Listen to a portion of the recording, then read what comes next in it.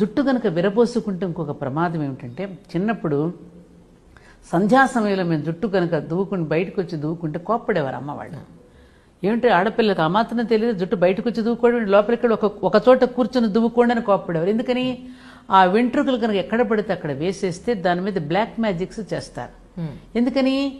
వెంట్రుకను పోలిన వెంట్రుక లేదు, గోరును పోలిన గోరు లేదు, వేలుముద్రను పోలిన వేలుముద్ర లేదు. భగవంతుడు ఆ విధంగా సృష్టించాడు.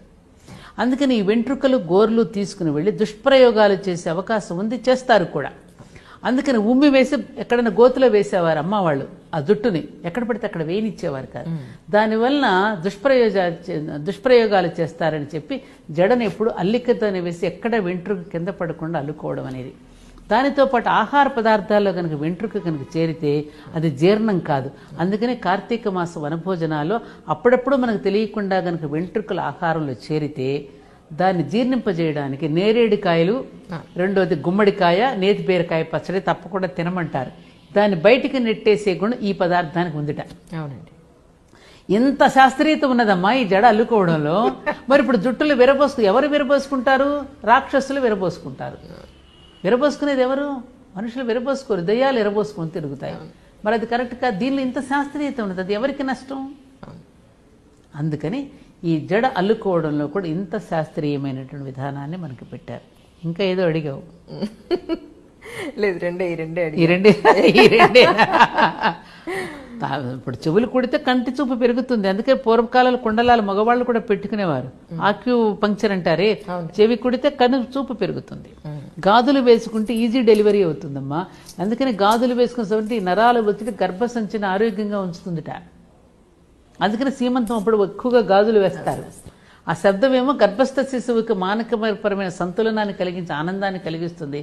అమ్మ ఎప్పుడు తన దగ్గర ఉన్నట్టే ఫీల్ అవుతుంటాడట లోపలి గాజులు సవ్వడికి. అతనికి ఒక ఫీలింగ్ ఉంటుంది లోపల ఉన్న శిశువుకి. అందుకే గర్భస్థ శిశువుకి ఎప్పుడు మంచి మాటలు వినిపించాలి, మంచి పాటలు వినిపించాలి, మంచి దృశ్యాలు చూపించాలని ఆ గర్భిణీ స్త్రీకి అన్ని మంచి ఇష్టమైనవి వండిపెట్టి పుట్టింటికి ఎందుకు తీసుకెళ్తారు?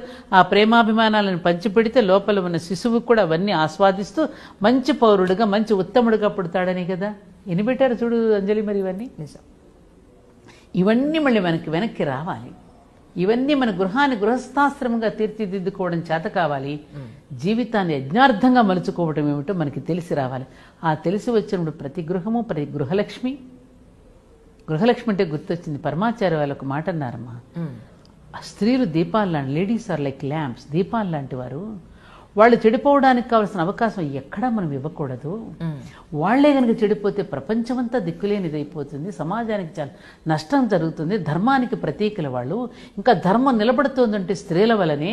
అటువంటి వాళ్ళకి అటువంటి అవకాశం మనం ఇవ్వకూడదు అని చెబుతూ అన్నారు. స్త్రీలు సరైనటువంటి సమయానికి గృహలక్ష్ములుగా రూపొందాలి అన్నారు.